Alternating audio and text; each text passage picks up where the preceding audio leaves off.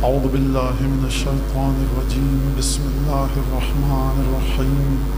الحمد لله الذي جعل الحمد مفتاحا لذكره وسببا للمزيد من فضله ودليلا على آلائه وعظمته، ثم الصلاة والسلام على عبده وأمين وحيه وخاتم رسله سيدنا ومولانا بالقاسم محمد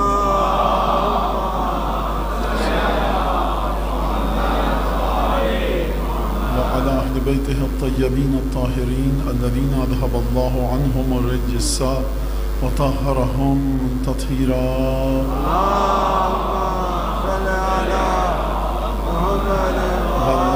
واللعن الدائم على أعدائهم أجمعين.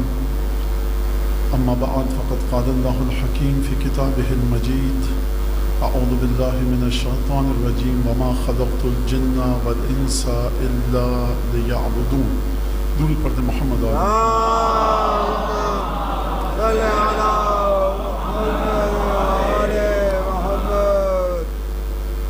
پروردگار سورہ والذاریات میں جن اور انسان، جنوں اور انسانوں کی خلقت کی وجہ اور سبب بیان فرما رہا ہے کہ میں نے خلق نہیں کیا جنوں اور انسانوں کو، لیکن یہ کہ وہ میری عبادت کریں.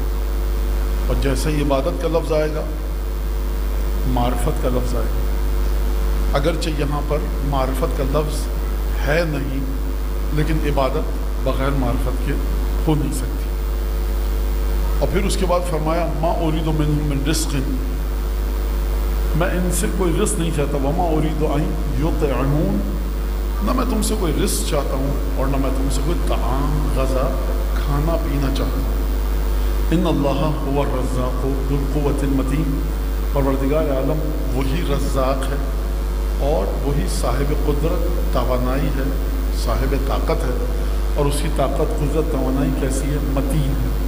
میں نے متین کا لفظ آپ کے سامنے بتایا آپ کہ متین کا مطلب مضبوط جسموں کو رکھنا اور خدشہ، دراڑ، کمزوری نہ آ سکے.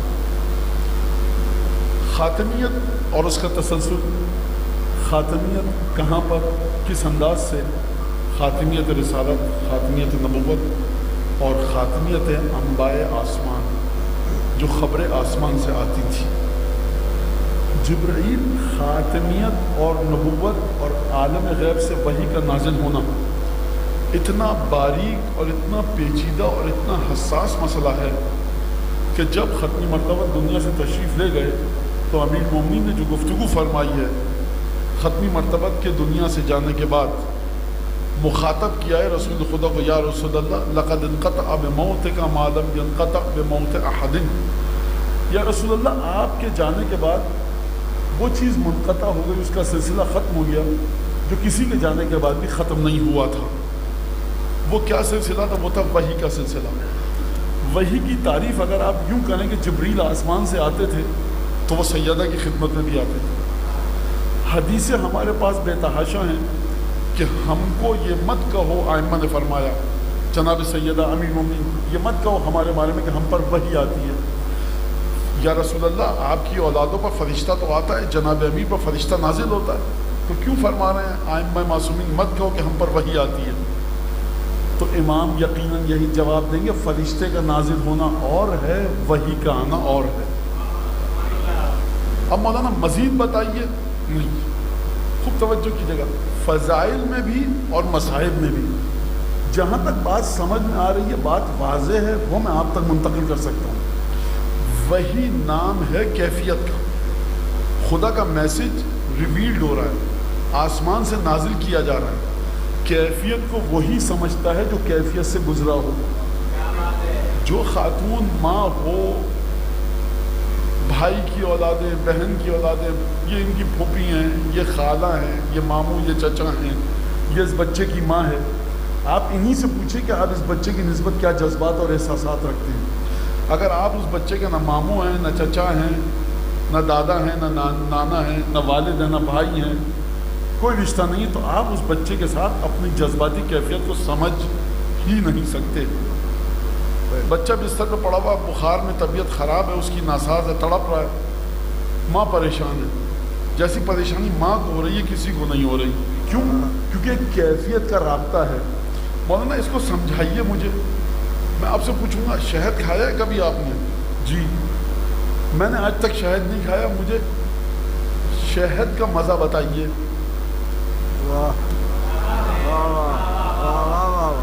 مولانا مٹھاس ہوتی ہے. یہ مٹھاس کیا ہوتی ہے؟ مولانا آپ نے سیب کھایا ہے؟ نہیں. اچھا آم کھایا ہے؟ نہیں. شکر کھائی ہے؟ نہیں. گڑ؟ نہیں. آپ گفتگو کے ذریعے اس جگہ تک پہنچیں گے کہ جہاں پر میں نے کوئی ایسی میٹھی چیز کھائی ہو جس کے آپ مدد لے کر کے بس وہی مٹھاس ہوتی ہے, میری مشکل حل ہو جائے گی. لیکن اگر کیفیت ایسی ہو کہ جس سے مشابہ سملر ملتی جلتی کوئی چیز تفکر بشر میں موجود ہی نہ ہو, تو اب میں آپ کو کیسے بتاؤں گا وہی کیا ہے؟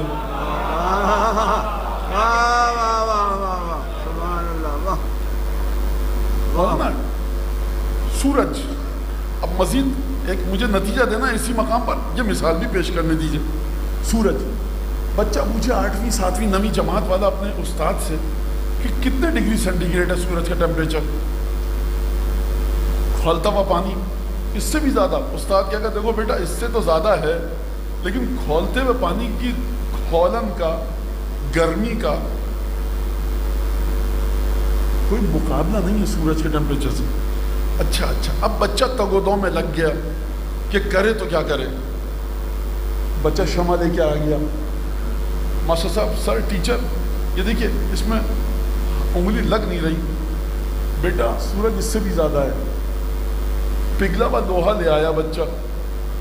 بیٹا دیکھو اس میں ہاتھ مت ڈالنا, لیکن سورج کی گرمی اس سے بھی زیادہ ہے. ماسٹر صاحب یہ بتائیے اس میں بھی میں انگلی نہیں رکھ سکتا, جل کے پگھل کے ختم ہو جائے گی. سورج میں بھی انگلی نہیں رکھ سکتا, جل کے ختم ہو جائے گی. فرق کہاں پر ہے؟ ٹیچر کہے گا دیکھو بیٹا سورج جتنی دور ہے نا, اس سے 2-3 لاکھ لائٹ ایئرس کے فاصلے کو کم کر دو تو تم جل کے ختم ہو جاؤ گے. اچھا تو سورج کسی بلاسٹ فرنس کی طرح اسٹیل مل کی. ٹیچر پریشان ہے کہ بتائے تو کیا بتائے. لیکن ٹیچر یہی کہہ سکتا ہے دیکھو بیٹا اگر اتنے فاصلے پر پہنچ گئے ہر چیز ختم ہو جائے گی. تمہیں دیکھو ایک مثال دے دوں میں.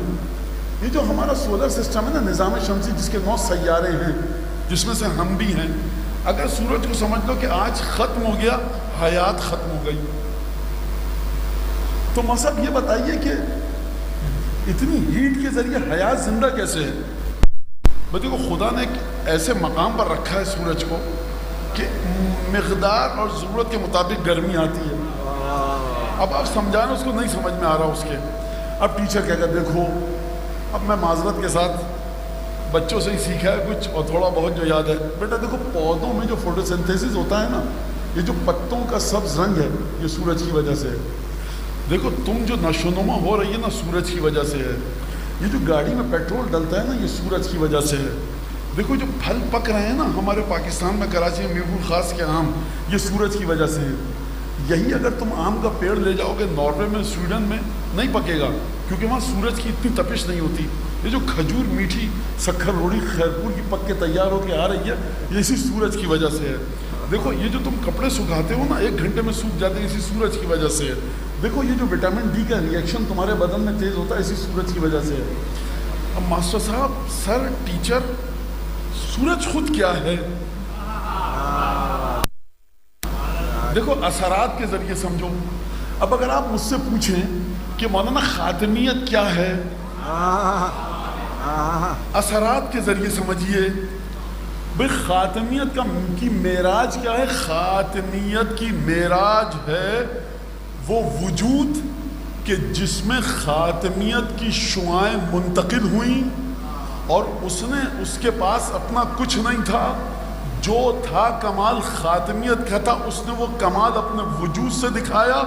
جب بھی لوگ اس کو دیکھ کر پریشان ہوتے تھے کہ آپ ہیں کیا, وہ کہتا تھا میرا اپنا کچھ نہیں ہے, سب کچھ اس خاتم النبیین کا ہے. اگر آپ کو وحی کی منزلت سمجھنی ہے تو ختمی مرتبت کی خورشید کو مت دیکھیے, علی ابن ابی طالب کے قمر کو دیکھیے. فرمایا لولا اخافو, لولا اخافو. جب ایک دفعہ امیر المومنین نے گفتگو کرنی شروع کی کہ دیکھو سن 132 ہجری میں کب کا واقعہ ہے؟ اپنی شہادت سے 190 سال پہلے 90 سال پہلے فرما رہے ہیں دیکھو متوکل کہ جو 232 متوکل جو 240 ہجری میں قتل ہوگا وہ اپنے فلاں خادم کے ذریعے قتل ہوگا. دیکھو مامون جو میری شہادت کے اتنے سال بعد خلیفہ بنے گا اس کی یہ کیفیت ہوگی. دیکھو بصرے کے اندر یہ تباہی آئے گی. دیکھو آخر الزمانہ میں یہ ہوگا. یہ سب بتایا. لوگ جب پریشان ہوئے فرمایا لولا اخاف ان تکفروا فی برسول اللہ لبحت من علمی. اگر مجھے یہ خوف نہ ہوتا کہ تم میرا علم دیکھ کر یہ کفر نہ کر بیٹھو کہ علی کا علم رسول کے علم سے زیادہ ہے. خوب توجہ کیجیے گا. رسول خدا نے اپنے علم کی وہ تجلی نہیں دکھائی. اگر ایک غیر مسلمہ باریک مرحلہ فکر توجہ سے سنیے گا. خاتمیت کو سمجھیے اور تسلسل خاتمیت کو سمجھیے. امیر المومنین نے اپنے علم کی وہ تجلی وہ کرشمے وہ جلوہ گریاں دکھائیں. توحید پر وہ خطبے دیے, انسانی نفسیات پر وہ خطبے دیے. مالک اشتر کا خط جو مالک اشتر کو گورنر بنا کے بھیج دیتے لکھ کر دیا, یہ رسول خدا کی حدیثوں میں نہیں ملتا. ایک غیر مسلم آئے گا کہے گا یہ علی یہ رسول مور پر خطبہ یہ دے رہا ہے رسول نے نہیں دیا. چمگادڑ پر خطبہ یہ دے رہا ہے رسول نے نہیں دیا. چیوٹی کے بارے میں یہ بتا رہا ہے رسول نے نہیں بتایا. ٹیکسیشن, آرمی کی installations, bureaucracy, foreign policy, civic sense جیسی علی کو آتی ہے ان کے رسول کو نہیں آتی. تو بھائی تم ایک کام کرو علی کو رسول مان لو. یہ وہ مقام ہے جہاں اگر نہ ہوتے علی تو مقام ختمی مرتبت خطرے میں پڑ جاتا. جاہلوں سے کوئی کہے کہ رسول نے کیا سکھایا اور وہ بغلے جھانکنے لگے, یہ کرے گا مدد ختمی نبوت کی, یہ تسلسل خاتمیت کو باقی رکھے گا. تسلسل خاتمیت کو وہ باقی رکھے گا جو رسول خدا کے بارے میں یہ فرمائے الفاتح لمن غلق. عجیب جملہ کا الفاتح لمن غلق. رسول خدا نے اس چیز کو کھولا کہ جو بند ہو چکی تھی. کیا چیز بند ہو چکی؟ نبوت بند ہو چکی تھی. اور پھر فرمایا المعلن الحق بالحق. رسول خدا نے حق کو حق کے ذریعے آشکار کیا. توحید پہ جو خطبے دے اور لوگ آ کر کہیں گے یا علی آپ کا علم اتنا زیادہ ہے, فرمایا میرا اپنے پاس کچھ نہیں ہے, سب کا سب کچھ رسول خدا سے لیا ہوا ہے. اگر مجھے خوف نہ ہوتا کہ تم رسول خدا کے بارے میں کفر کر لو گے تو میں تمہیں اپنے علم کے وہ کرشمے دکھاتا. لستربتم استراپ العرشیت, کہ تم اس طرح سے کپ کپاتے میرے علم کو دیکھ کر, اس طرح سے تھر تھر آتے, اس طرح سے راشا طاری ہوتا میرے علم کی باتوں کو سن کر کہ جس طرح سے گہرے کنووں میں رسیاں جا کر کپ کپاتی ہیں. لیکن کروں تو کیا کروں, میں ڈرتا ہوں کہ تم میرے علم کو برداشت نہ کر پاؤ اور یہ سمجھو علی کے پاس جو کچھ ہے علی کا ہے, یہ میں نے اپنے بھائی رسول خدا سے دیا ہے. یہ ہستی ہے جو تسلسل خاتمیت کو لے کر چلے گی.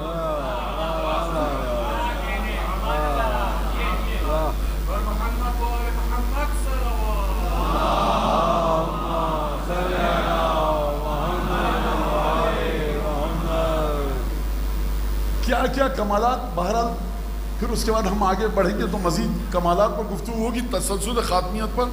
اب ہم اپنے تقریباً موضوع میں کہ دوسرے حصے میں تسلسل خاتمیت میں داخل ہو گئے. اب کل ہوئی تھی بات خاتمیت کی. 5 یا 6 قسم کی خاتمیت رسول خدا کے حصے میں آئی ہے.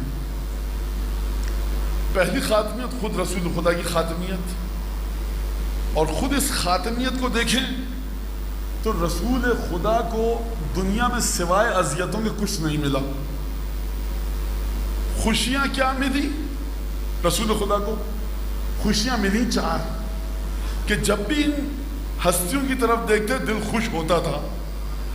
مجھ آج جیسے کو دیکھ کر رسول خدا خوش ہوں گے, اس کو دیکھ کر خوش ہوں گے جس کے بارے میں فرمایا قرۃ عینی, میری آنکھوں کی ٹھنڈک. اس کو دیکھ کر خوش ہوں گے جس کے بارے میں فرمایا میرے دل کا میوہ. اس کے بارے میں خوش ہوں گے جس کے بارے میں فرمایا میری جان جگر, میرے وجود کا حصہ.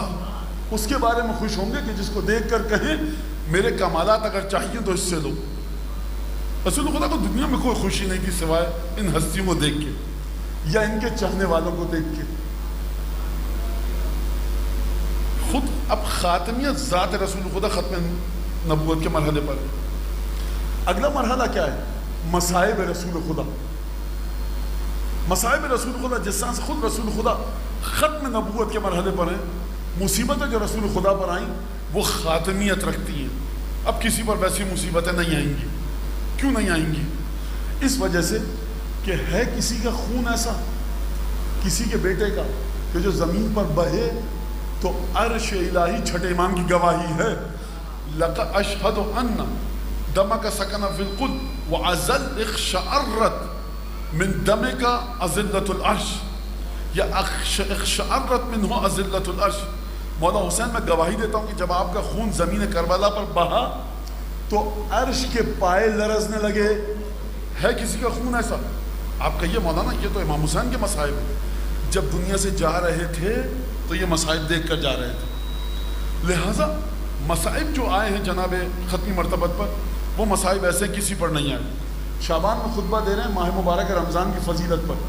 ایک دفعہ فرما رہے ہیں رمضان کے مہینے میں یہ کام انجام دو، یہ کام انجام دو. رمضان کی فضیلت، کس کا مہینہ؟ اللہ کا مہینہ. رمضان میں کیا ہے؟ قرآن نازل ہوا. جو رمضان المبارک کی فضیلت ہے کسی مہینے کی فضیلت نہیں ہے. شب قدر میں جیسے گناہ بخشے جاتے ہیں کبھی ویسے گناہ نہیں بخشے جاتے. ایک دفعہ ایک 30 برس کا نوجوان کھڑا ہوا اپنے مقام پر خطبے کے دوران. اس نے یا رسول اللہ یہ بتائیے ما افضل الاعمال فی هذا الشہر، اس مہینے میں سب سے افضل ترین اعمال کون سے ہیں؟ فرمایا افضل اعمال رمضان کے مہینے میں ہے الورع عن محارم اللہ. بڑی احتیاط سے، بڑے گھبرا کر، بہت توجہ کے ساتھ ہر حرام خدا کو چھوڑو. افضل اعمال کیا ہے بتا دیا. کس پر خطبہ فرمانا ہے رسول خدا؟ ماہ مبارک رمضان پر. افضل ترین مہینہ ہے، سانسیں اس میں تسبیح ہیں، نیند آپ کی عبادت ہے، ایک لفظ پڑھیں گے قرآن ختم کرنے کا ثواب ملے گا. غور فرمانے ماہ مبارک رمضان کی فضیلت. اب اس فضیلت کے آگے ہر فضیلت ہیچ ہے کہ نہیں؟ ایک دفعہ اسی نوجوان کی طرف دیکھا اور آنکھوں سے آنسو ٹپکنے لگے. اس نوجوان نے پوچھا یا رسول اللہ ما یبکیک، یا آپ رونے کیوں لگے؟ اسی نوجوان سے فرمایا میری امت اسی مہینے، مقدس مہینے میں تیرے سر پر ضربت لگائیں گی. اس کا مطلب سمجھے آپ؟ گفتگو ہو رہی ہے ماہ مبارک رمضان کے بارے میں. وہ نوجوان سمجھ گیا اب کون تھا. وہ آپ کا اور میرا، آپ کا اور میرا تو کیا جبرائیل، میکائیل، عزرائیل، اسرافیل.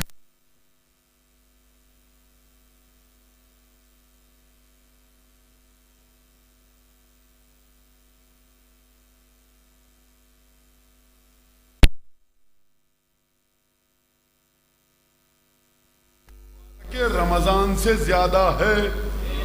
اب میں اس کو کس طرح سے سمجھاؤں مجھے نہیں پتا. بالا ترین واجب، اہم ترین واجب، عمدہ ترین واجب، پر خطر ترین واجب ہے امام عصر کی جان کو بچانا. اس سے بڑا کوئی واجب نہیں ہے. اور سب سے بڑا گناہ ہے امام عصر کو بے یار و مددگار چھوڑ دینا. اس سے بڑا کوئی گناہ نہیں ہے اور اس سے بڑا کوئی واجب نہیں ہے. کیوں فرمایا؟ کیونکہ قرآن کی حقیقتیں، ختم نبوت کی حقیقت علی بن ابی طالب کے وجود سے ظاہر ہوں گی. اور ایک جملہ دعائے نطبہ کا لولا انت یا علی لم یعرف المؤمنون بعدی، اے علی اگر تم نہ ہوتے میرے بعد صاحبان ایمان پہچانے نہ جاتے. رسول خدا آئے ہیں ایمان بتانے کے لیے.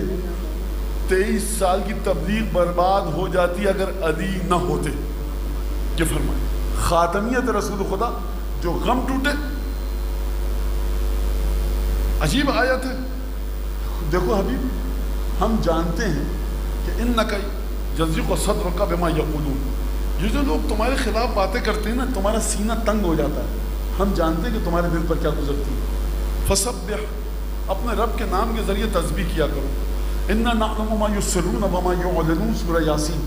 حبیب دیکھو یہ جو تمہارے خلاف سازشیں کرتے ہیں نا ہم جانتے ہیں کہ جو تمہارے دل میں دکھن ہوتی ہے تمہارا دل دکھتا ہے ان کی باتوں سے، ہم جانتے ہیں، دیکھو پرواہ نہ کرو، ہم جانتے ہیں، ہم تمہارا خیال رکھیں گے۔ جب بھی رسول خدا کے دل کو تکلیف ہوئی، پروردگار عالم نے آ کر رسول خدا کے دل کو تسلی دی، ایک عجیب انداز سے تسلی دی۔ جب لوگوں نے کہا رسول خدا معاذ اللہ کچے کانوں کے ہیں، خدا نے حمایت کی رسول خدا کی، اور ایک عجیب تفصیل ہے رسول خدا کے مصائب کی، تکلیفوں کی، جو امت نے دیے، اور پروردگار نے آ کر رسول خدا کے قلب کو تسلی دی۔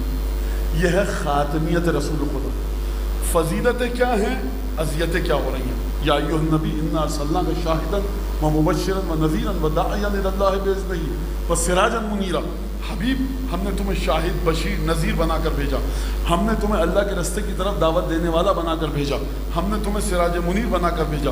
حبیب دیکھو فَلَنُوَلِّيَنَّكَ قِبْلَةً تَرْضَاهَا، حبیب تمہاری اہمیت ہماری نگاہوں میں اتنی ہے کہ ہم تمہارے منہ کو پھیر دیں گے اس قبلے کی طرف جس سے تم خوش ہو جاؤ۔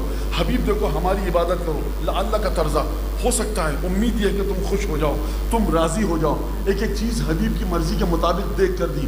حبیب خدا کے ساتھ اپنے رشتے کا اعلان فرمایا، جس طرح سے رسول خدا کے ساتھ اپنے رشتے کا خدا نے اعلان فرمایا، کسی نبی کے ساتھ یہ کام نہیں کیا۔ یہ تھی خاتمیت ذات پر پیغمبر کی۔ دوسری خاتمیت میں نے کل عرض کیا تھا، قرآن مجید۔ قرآن مجید کے بعد کوئی دوسری کتاب نہیں آئے گی۔ یہ خاتمیت بھی رسول خدا کی خاتمیت کے ساتھ جڑی ہوئی ہے۔ اب کوئی دوسرا قرآن نہیں آئے گا، اب کوئی دوسری کتاب نہیں آئے گی۔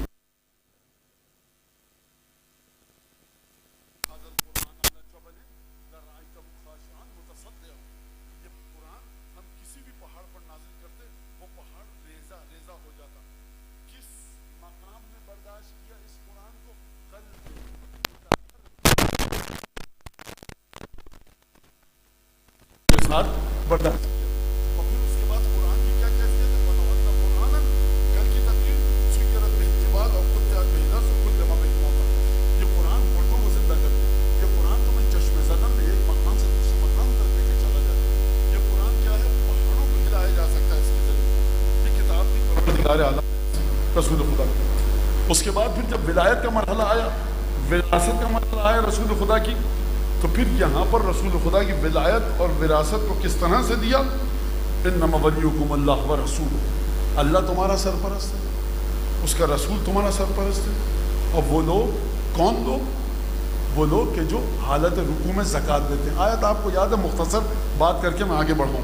تو یہ ولایت بھی رسول خدا کے حصے میں آئی، اور پھر اس کے بعد اگلی خاتمیت کیا ہے کہ جو رسول خدا کے حصے میں آئی، تسلسل ولایت کہاں تک جائے گا؟ حجت ابن الحسن تک، یہ بھی رسول خدا کے حصے میں آئی۔ پھر اس کے بعد صاحبان قرآن کون ہے؟ یہ بھی رسول خدا کے حصے میں آئی۔ اور پھر اس کے بعد جو کمالات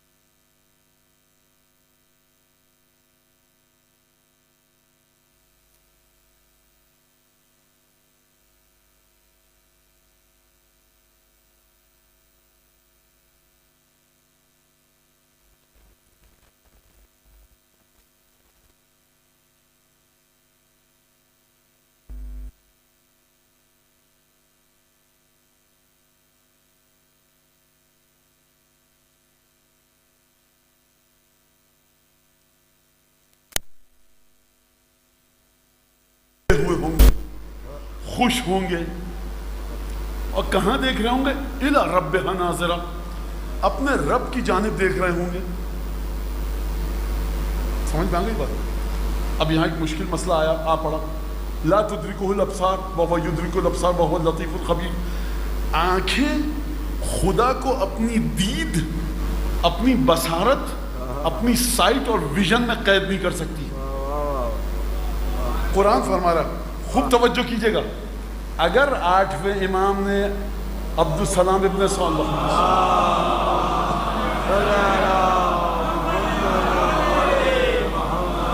سلامت ہیں آپ، الحمدللہ بعض جگہ انسان جاتا ہے، آئمہ کا نام لیا جاتا ہے، لوگ ہوندوں کی طرح سے شکل دیکھ رہے ہیں. خدا کا شکر ہے کہ آپ کے ماں باپ نے آپ کو یہ ادب سکھایا کہ 8ویں امام مظلوم ترین امام ہے. کیونکہ اس امام کی قیمت آپ جانتے ہیں بعض مومنین کی نظر میں کیا ہے. مولانا بڑے سخت جملے کہتے ہیں. اگر ہمارا معاشرہ نرم جملوں سے بیدار ہو جاتا نا تو میں یہ جملہ نہ کہتا. آپ جانتے ہیں 1.5 لاکھ 2 لاکھ 3 لاکھ روپے قیمت ہے امام رضا کی زیارت کی مومنین کی نظر میں. آپ مشہد کیوں نہیں جا رہے؟ وہ نا 3 لاکھ روپے دے کے قافلے میں جا رہے ہیں، ایک امام، کربلا میں 6 امام مل رہے ہیں. افسوس، روایتیں تو پڑھ لو جا کر 8ویں امام کی زیارت کی. جانتے ہیں قافلے والے کیا کہتے ہیں کبھی کبھی؟ مولانا ایک بس کے لوگ نہیں ہو رہے 8ویں امام کی زیارت کے لیے. یاد رکھیے گا، افضل ترین زوار امام رضا کے زوار ہیں. افضل ترین زوار آیت اللہ العظمیٰ الحاج سید ابو القاسم الموسوی الخوئی کا فتویٰ موجود ہے، رسول خدا کو ہٹا کر افضل ترین زیارت 8ویں امام کی ہے. کچھ بچا ہے معرفت کا معاشرے میں جو میں کس پہ بات کروں. جب ہم محرم کی مجلس سے آتی، مولانا حرام حلال بتائیے، واجب بتائیے، اخلاق بتائیے، کردار بتائیے. جمعے کے خطبوں کا آپ نے بنا رکھا ہے اکھاڑا سیاست کا. 10 گھنٹے امام حسین کے، اس میں آپ کے تمام خامیوں کا ہم یہاں 10 گھنٹے میں جواب دیں. 10 دن تو ہم کو حسین ابن علی پہ بولنے دو، 10 دن ہم کو علی ابن ابی طالب پہ بولنے دو. آپ کے پاس پورے جمعے کے خطبے ہیں، آپ کو کیوں نہیں بات کرتے اس کے اندر؟ رمضان المبارک کے دروس ہیں، اس میں جا کر بات کیجئے، اخلاق اس میں سکھائیے. سال میں 54 یا 52 جمعے آتے ہیں ایک اسلامی سال میں آپ کے پاس، وہاں جا کر بات کیجئے اخلاق اہل بیت پہ. یہاں لوگوں کے ذہنوں سے اس گرد و غبار کو صاف کرنے دیجئے جو سید الشہداء اور امیر المومنین کے سلسلے میں جم چکا ہے. خوب غور سے سنیے اس بات کو. 8ویں امام کی اگر وہ حدیث نہ ہوتی تو ادبا اور نحات عرب کا اعتراض کوئی جواب نہیں دے سکتا. گفتگو تھوڑی سی خشک ہوگی، برداشت کیجئے.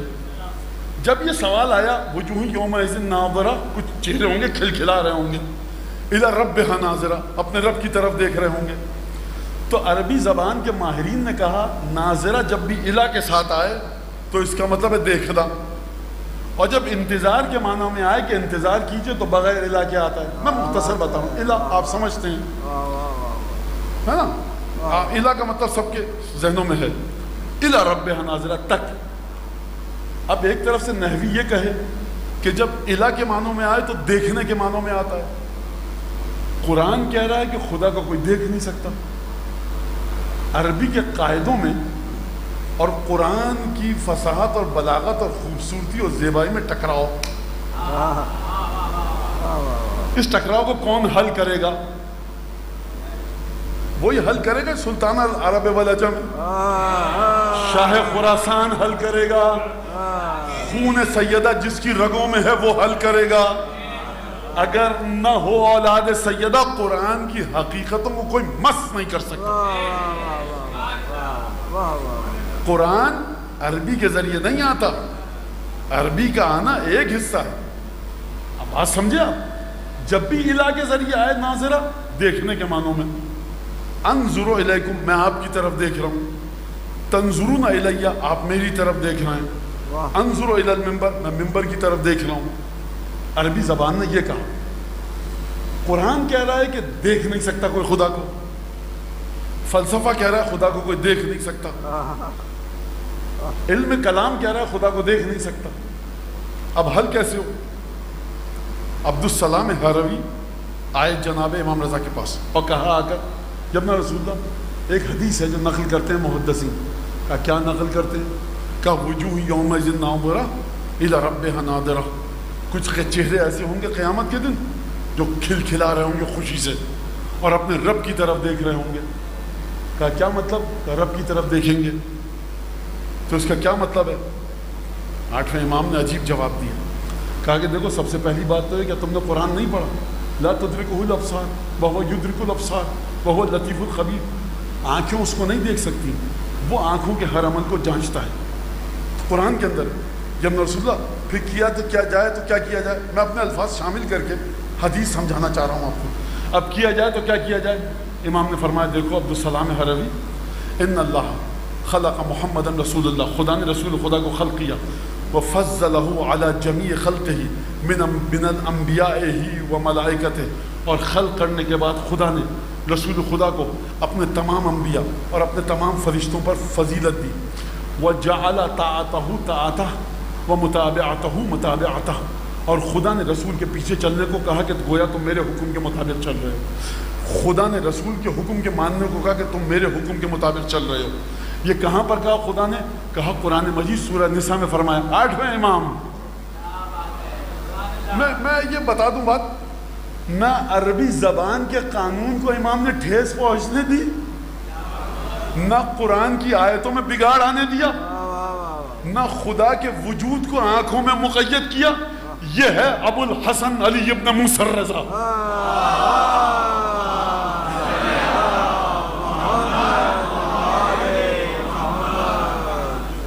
وہ امام جو 3 مشکلوں سے بچا کر قرآن کی آیت کو زندہ رکھے, وہ تم کو اور مجھ کو بھی ہر وہ چیز دے سکتا ہے جو تم اس سے مانگو.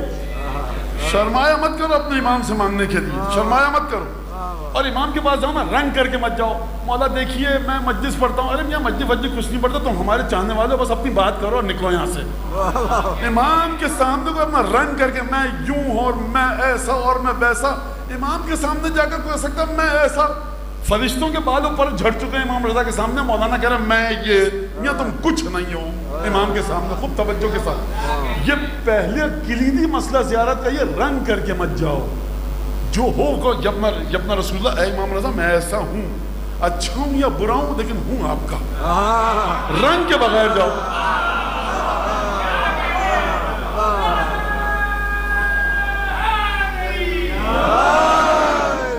لہذا میری برائی کو آپ درست کیجئے, اچھائی کو مزید اچھا کیجئے. امام نے فرمایا دیکھو خدا نے اس طرح سے اپنے رسول کو خلق کیا اور پھر اس کے تمام ملائکہ اور انبیاء پر فضیلت دی, اور اس کے بعد خدا نے قرآن میں فرمایا من یطع الرسول فقد اطاع اللہ, جس نے رسول کی اطاعت کی اس نے ہماری اللہ کی اطاعت کی. اور خدا نے فرمایا بیعت رضوان کے موقع پر الذین یبایعونک انما یبایعون اللہ ید اللہ فوق ایدیہم, اے حبیب جو تیرے ہاتھ پہ بیعت کر رہے ہیں نا, وہ یہ جاننے کہ وہ میرے ہاتھ پر بیعت کر رہے ہیں, ان سب کے اوپر اللہ کا ہاتھ ہے. امام نے فرمایا, اور فرمایا کیا تم نے یہ نہیں سنا, اپنے الفاظ شامل کر کے, کیا تم نے یہ نہیں سنا کہ رسول خدا نے فرمایا من زارنی فی حیاتی و بعد موتی فکأنما زار اللہ, جس نے میری زندگی میں میری زیارت کی اور میری موت کے بعد میری زیارت کی, تو وہ سمجھ لے اس نے میری زیارت نہیں کی, اس نے اللہ کی زیارت کی ہے.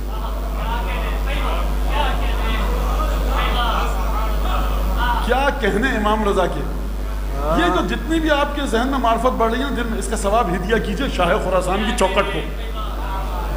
فرمایا عجیب جملہ, پھر اس کے بعد فرمایا امام نے کہ دیکھو خدا نے سب سے بڑا جو مرتبہ دیا ہے جنت میں وہ ہمارے نانا رسول خدا کو دیا ہے, اور قیامت میں مومنین جب خوش ہو کر جنت میں جائیں گے, یہ آیت متعلق ہے ہمارے نانا کے حجرے سے کہ مومنین خوش ہو کر جب ہمارے نانا کی عظمت کو دیکھیں گے.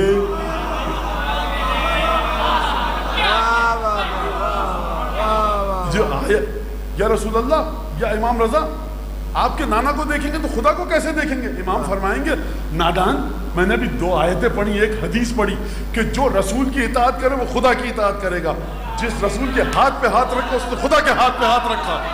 خدا نے رسول کو بلند ترین مقام دیا تمہاری خوشی یہ ہے کہ تم خوش ہو کر رسول کے مقام کو دیکھو، اور جو دیکھ کر جنت میں ہمارے نانا کی زیارت کرنے اس حجرے میں جائے گا، اِذَا رَبِّهَا نَاظِرَةٌ، یعنی رب کی بالا ترین نعمتیں ہمارے نانا پر ہیں، جو ان نعمتوں کو دیکھے گا خوش ہوگا، اس کا ایمان بلند ترین مرحلے پر ہے۔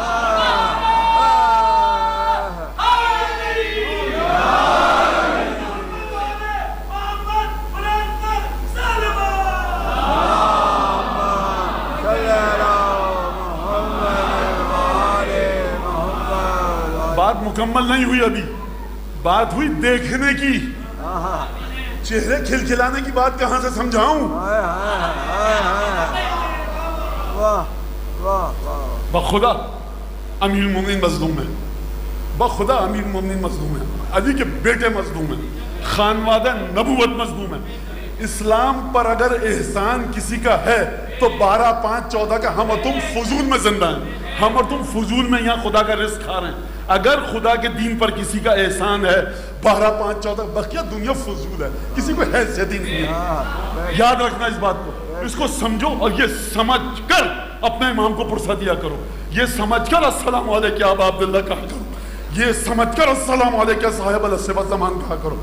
بیکار ہے کہ ہم تو ہیں فضول، کوئی بجز ابو الحسن علی ابن موسیٰ کس میں طاقت تھی زبان میں کہ اس گتھی کو اس طرح سے سلجھاتا، خدا کی توحید کو بھی بچایا، مقام رسالت کو بھی بچایا، جنت کی عظمت کو بھی بچایا، اپنے چاہنے والوں کے عقائد کو بھی بچایا۔ قربان جاؤں خاک خراسان کے، اور اس کے جو خاک خراسان میں محو استراحت ہے، ایک جملے کے ذریعے اپنے چاہنے والوں کے عقائد کو درست کر کے چلے گا۔ چلیے سورہ ملک میں فَلَمَّا رَأَوْهُ زُلْفَةً سِيَّتْ وُجُوهُ الَّذِينَ كَفَرُوا، جب نہ رسول چھٹے امام آیت سمجھ میں نہیں آ رہی، کہا کون سی آیت؟ اپنے الفاظ میں کہا سورہ ملک کی آیت ہے کہ جب یہ اس کو اتنا نزدیک دیکھیں گے تو کافروں کے چہرے بگڑ جائیں گے، تیوریوں پہ بل پڑ جائیں گے۔ فَلَمَّا رَأَوْهُ زُلْفَةً سِيَّتْ وُجُوهُ الَّذِينَ كَفَرُوا، جب یہ اس کو اتنا نزدیک دیکھیں گے تو کافروں کے چہرے کس کو کس کے نزدیک دیکھیں گے؟ سورہ ملک میں جا کے پڑھ لیجئے گا، فلما جب راؤ ہو یہ اس کو دیکھیں گے، سیئت بگڑ جائیں گے، برے ہو جائیں گے، وجوہ الذین کفروا کافروں کے چہرے، کافروں کے چہرے جو بگڑیں گے نا، اس بگاڑ کو سمجھ لو، کھلکھلاہٹ خود بخود سمجھ میں آئے گی۔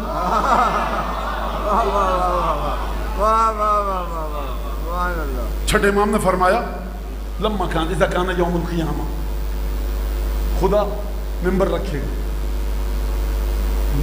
کیسا ممبر رکھے گا؟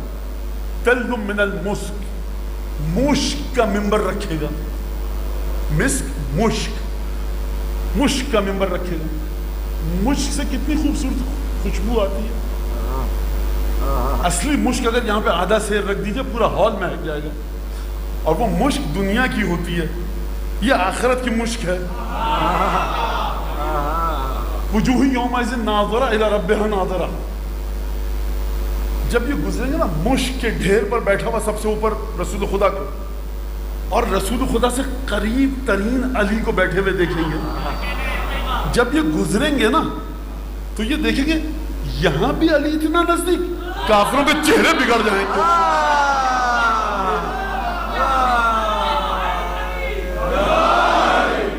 خدایا مجھ سے تیرا ایک سوال ہے، یہ کافر اتنے برے ہیں تو مشک کے ڈھیر کے سامنے سے ان کو گزار کیوں رہا ہے؟ پھینک کہیں جہنم کے تہہ میں؟ سوال ہے نا، شاید جواب آئے کہ بغض علی کی بیماری تو دیکھو،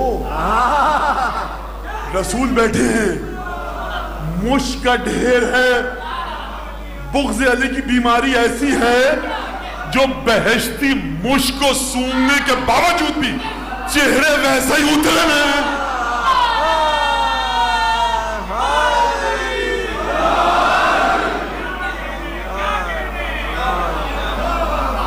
اب آپ جنت میں مت جائیے، 45 ڈگری سینٹی گریڈ شارع رسول پر بس سے اترے، 45 ڈگری سینٹی گریڈ شارع رسول پر بس سے اترے، اسد اللہ الغالب امیر المومنین علی ابن ابی طالب کا گنبد دکھا. مت دیوانے ہو کیا؟ پگلے ہو کیا؟ مسکرا رہے ہو؟ اس شہر میں جہاں گرد اڑ رہی ہے کیا ہے؟ یہ مسکراہٹ کیوں ہے؟ اندر آؤ جلدی سے دھوپ سے. وہ گنبد کیا ہے؟ وہ چلے گنبد سمجھ لو اسی زیارت کو علامت سمجھو وہاں کی. یہاں 45 ڈگری سینٹی گریڈ میں دیکھ کر چہرہ کھل جاتا ہے اور اس بدبخت کا چہرہ وہاں بھی برا ہے. ارے جس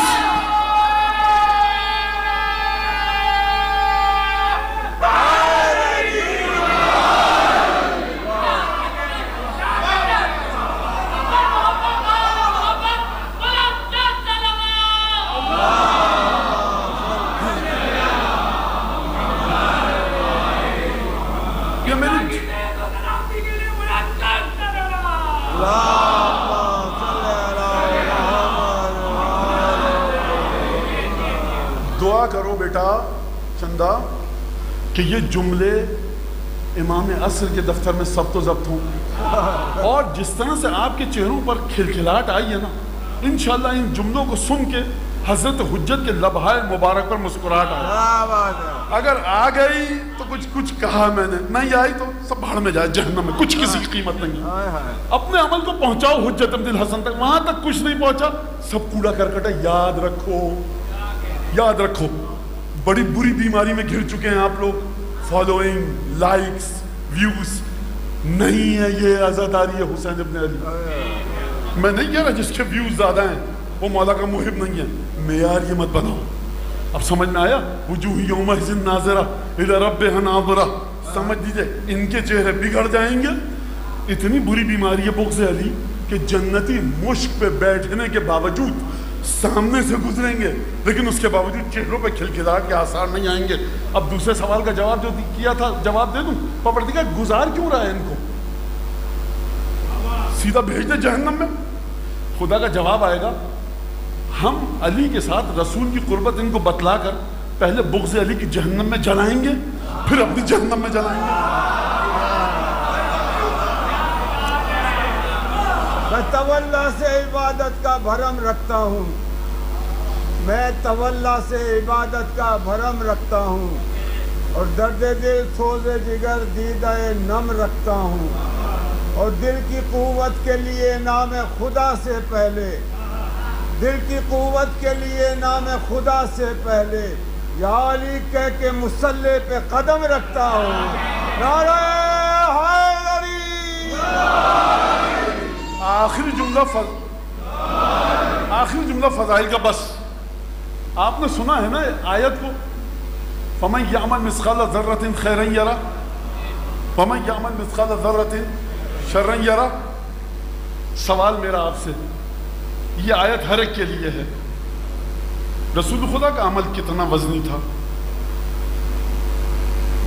رسول خدا نے پوری زندگی میں کہوں نیک عمل کیا تو گستاخی ہے. ہم مجسم نیکی ہے، مجسم توحید. لیکن سوال ہے کہ رسول خدا کا عمل کیا تھا؟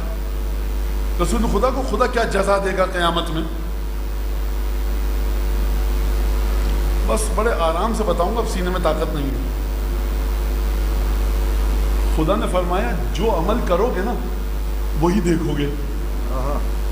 فَمَنْ يَعْمَلْ مِثْقَالَ ذَرَّةٍ خَيْرًا يَرَهُ. جو رتی برابر خیر کا عمل کرے گا اسی خیر کو دیکھے گا. رسول خدا کون سا خیر کا عمل کر کے گئے دنیا سے؟ تم کو علی دے کر گئے. تبھی تو خدا نے آخرت میں رسول کے سامنے علی کو رکھا. یعنی اے رسول یہ ہے تمہارا وہ عمل کہ جو تمہاری تعلیم کی روشنی میں یہاں تک پہنچا. من کن تو مولا دیا تو تم نے ہماری مرضی سے، علم دیا تو تم نے ہماری مرضی سے، شجاعت دی تو تمہاری مرضی سے. رسول کتنے بہادر تھے آپ کیسے بتائیں گے؟ دروازہ خیبر رسول نے اکھاڑا، مرحب کو رسول خدا نے مارا، انتر کو رسول خدا نے مارا. خیبر کا دروازہ کس نے اکھیڑا؟ خندق کو کس نے فتح کیا؟ بدر اور احد کو کس نے فتح کیا؟ بدر کی رات کفار کے درمیان پانی لینے کون گیا؟ شب ہجرت کس نے رسول خدا کو بچایا؟ جب رسول خدا بھوکے تھے کس نے مزدوری کی رسول خدا کو کھانا دیا؟ کس کے بیٹوں نے رسول کے نور کو بچایا، کس کا گھر رسول خدا کا گھر بنا. یہ کمال اگر علی میں نہ ہوتے رسالت ماند پڑ جاتی. رسالت کی تجلی کی ارتفاع کا نام ہے علی.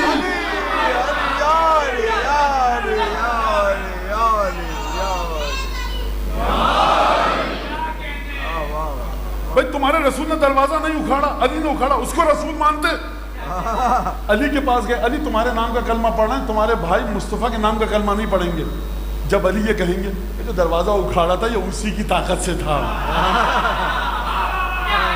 یہ ہے تسلسل خاتمیت کہ جس پر نبی کا شبہ ہو اس کے پاس جاؤ، وہ تمہیں دوبارہ خاتمیت کے پاس بھیجے.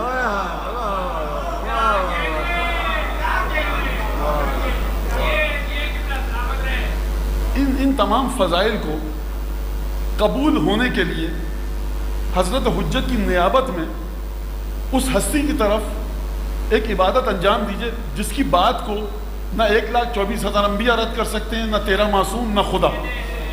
امام عصر کی نیابت میں بلند آواز سے یہاں تک کی گفتگو قبولیت کے لیے جناب سیدہ کی بارگاہ میں بلند درود بھیجیے.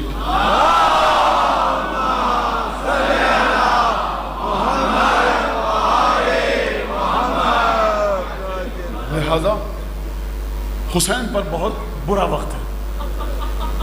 حسین چاہتے ہیں کہ تمام کے تمام جو چاہنے والے ہیں حسین کے طیب و طاہر خون میں ان سب کا خون مل جائے. آپ لوگ جس طرح سے واقعہ جانتے ہیں، کتابوں میں لکھا ہے، مقاتل نے بعض نے ذکر کیا ہے. اے حبیب ابن مظاہر عجل الینا ولا تبخل علینا بنفسک، اپنی جان بچانے کے سلسلے میں مذائقے سے کام نہ لو. خط ملتے ہی بقول میرے الفاظ کے فوراً کربلا تک پہنچو. کوفے کی ناکہ بندی ہو چکی ہے، کوفے کے دروازے بند ہو چکے ہیں. ابن زیاد کو علم ہے کہ لوگ کوفے میں حسین کے چاہنے والے ہیں، چھپ کر حسین کی مدد کے لیے جائیں گے. حبیب نے بڑی چپکے اور خاموشی سے اپنے غلام سے کہا کہ تو میرا گھوڑا اور فرس لے کر، رہوار لے کر فلاں مقام پر انتظار کرنا، اور میں کوئی نہ کوئی وجہ بنا کر جواز مل جائے مجھے کوفے سے نکلنے کا، میں تیرے پاس فلاں مقام پر ملوں گا. حبیب کو پہنچنے میں دیر ہو گئی. کہا حبیب کہاں جا رہے ہو؟ حبیب کوفے کے معروف شخص ہے، عبادت گزار، عابد و زاہد، مشہور و معروف. حبیب کہاں جا رہے ہو؟ کہا زمینوں کو پانی دینے جا رہا ہوں. حبیب کی کھیتی باڑی کی زمینیں تھیں، اور حبیب نے صحیح کہا، زمین مودت کو اپنے خون سے سینچنے جا رہے تھے. حبیب کو پہنچنے میں تاخیر ہوئی. ارباب تواریخ نے لکھا ہے کہ حبیب کا غلام لگام پکڑے کھڑا تھا اور حبیب کے رہوار سے گفتگو کر رہا ہے کہ میرے مولا حبیب کے رہوار، میرے مولا کے فرس، دیکھ اگر میرا مولا نہیں آئے نا پریشان نہ ہونا، میں حسین کی خاطر اپنی جان نچھاور کر دوں. حبیب پہنچے، بڑی مشکل سے کوفے سے باہر نکلے اور کربلا تک پہنچے. 85 برس کا سن ہے حبیب ابن مظاہر کا، 80 سے 85 برس کا. آپ جانتے ہیں نا بوڑھے پر سے جہاد ساقط ہے. پھر حبیب کیوں آئے؟ حبیب در حقیقت جہاد کرنے نہیں آئے، حبیب آئے ہیں حسین کے ساتھ حق کے مودت کو ادا کرنے. کربلا کا واقعہ عجیب ہے، جنگ عجیب ہے، کربلا کے واقعات عجیب ہیں. کسی فقہی قانون میں کربلا آپ کو منطبق ہوتا ہوا نہیں دکھائی دے گا. کربلا پر فقہ کا کوئی قانون بڑے عجیب انداز آئے. حسین یقیناً جب ملے ہوں گے چہرے پر خوشی کی لہر دوڑی ہوگی. حبیب گئے، دوبارہ کربلا سے باہر نکلے. بنو اسد کے کچھ لوگوں کو لانا چاہتے تھے، ابن زیاد کے سپاہیوں نے روکا، گھمسان کا رن پڑا. بنو اسد کے کافی لوگ وہاں شہید ہوئے. بنو اسد کے اس شخص نے، سردار نے کہا حبیب تم جانتے ہو گھمسان کا رن ہے، ہم حسین تک نہیں پہنچ سکتے، مولا کو بتاؤ جا کر کہ ممکن نہیں ہے ہمارے لیے گھیرا توڑنا. حبیب نے اپنی جان بچائی اور گھوڑا سر پر دوڑاتے ہوئے حسین کے پاس آیا. کہا آقا جن بنی اسد کے لوگوں کو لانا چاہتا تھا ان بیچاروں کو ابن زیاد کے لشکر نے گھیر لیا، وہ نہیں آ پائے. مولا نے ان لوگوں کے لیے دعا فرمائی. 9 محرم کا سورج ڈھلا، شب عاشور آئی. ابو ذر غفاری کے غلام کو مولا نے تلواریں تیز کرنے کو کہا اور ایک ایک خیمے میں حسین جانے لگے، بعض کو تسلی دینے، بعض کو دعائیں دینے، بعض کے ساتھ نہ جانے وصیتیں کرنے. امام عصر ہیں. نافع ابن ہلال کہتا ہے کہ میں اس خوف سے کہ کہیں مولا پر رات کی تاریکی میں کوئی دشمن حملہ نہ کر دے، کافی فاصلے سے مولا کے پیچھے پیچھے چل رہا ہوں. مولا کے کچھ ساتھی عبادت میں مصروف ہیں، شب عاشور ہے نا، لہم دوی کدوی النحل. ایک دفعہ مقاتل کے مطابق سید الشہداء خیمے میں گئے، وہاں سے ایک خاتون کی امام حسین صاحب گفتگو کی آوازیں. کس کا خیمہ ہے؟ ہمشیر گرامی بہن کا، زینب کبریٰ. اپنے الفاظ میں بتا رہا ہوں، بھیا کوفے والوں نے بابا کے ساتھ دغا کی، بھیا حسن کو دھوکہ دیا، آپ نے اپنے ساتھیوں کا امتحان لے لیا. کل ایسا نہ ہو کہ آپ کے ساتھی آپ کو عبید اللہ کے حوالے کرتے ہیں، گرفتار کرتے ہیں. مولا نے جو گفتگو کی وہاں پر واضح ہے کہ میرے بڑے خالص اصحاب ہیں اور میں نے ان جیسے بہترین صحابی کسی کے نہیں دیکھے. نافع ابن ہلال نے جب یہ سنا ایک دفعہ تڑپ گیا، ایک خیمے میں گیا جہاں حبیب ابن مظاہر، زہیر ابن قین، مسلم ابن اوسجہ، بریر، عابس، تمام کے تمام اصحاب موجود تھے. کہا یہاں بیٹھے ہوئے کیا کر رہے ہو؟ اب شرم سے ڈوب مرنے کا مقام ہے. علی کی بیٹی کو تمہاری وفاداری پر شک ہے، چلو چل کے یقین دلاؤ. ایک دفعہ تمام اصحاب تڑپ کر اٹھے، نیام سے اپنی تلواریں نکالی، اپنی گردنوں پر رکھی، زینب علیہ کے خیمے کے باہر آئے. کہا بی بی آپ پر ہمارا سلام ہو، ہذہ اسیافنا علی عواتقنا. اے رسول زادی یہ ہماری تلواریں ہماری گردنوں پر. آپ جانتی ہیں آپ کو کتنا مانتے ہیں، اگر حکم دیں اپنے ہاتھوں سے اپنی گردنیں کاٹ دیں. جب بی بی نے یہ آواز سنی، دو آدھی اپنے اپنے خیموں میں جاؤ. صبح عاشور ہوئی، علی اکبر نے اذان دی، ایک کے بعد ایک شہداء جاتے رہے، یہاں تک کہ حسین نے ظہر کی نماز پڑھی. حبیب نے آگے بڑھ کر آقا کی نماز کو بچایا. کس طرح؟ سینے اور چہروں پر تیروں کو روکا. بعض مقاتل کے مطابق اب حبیب نے اجازت چاہی اپنے بچپن کے دوست کو، جو آپ سنتے ہیں تاریخ میں. ایک دفعہ حبیب نے کوفے والوں کے ساتھ مل کر لشکر پر حملہ کیا. بوڑھا صحابی کئی پہر کی پیاس کب تک لڑتا، ایک دفعہ اچانک گھیر کر حملہ کیا گیا، تلواروں سے حملہ کیا گیا، تیر چلائے گئے، نیزے لگے. حبیب گھوڑے سے زمین پر آئے، لاشے کو حسین ابن علی کے پاس لے کر آیا گیا. میں کہوں گا حبیب تم حسین سے پہلے جنت میں چلے گئے، تم حسین سے پہلے حسین کے نانا کے پاس چلے گئے، جام کوثر سے سیراب ہو گئے.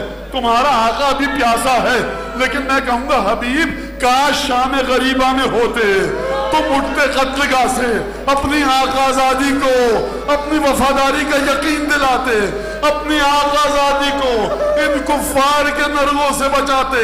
جلتے ہوئے خیموں میں بیویاں ایک خیمے سے دوسرے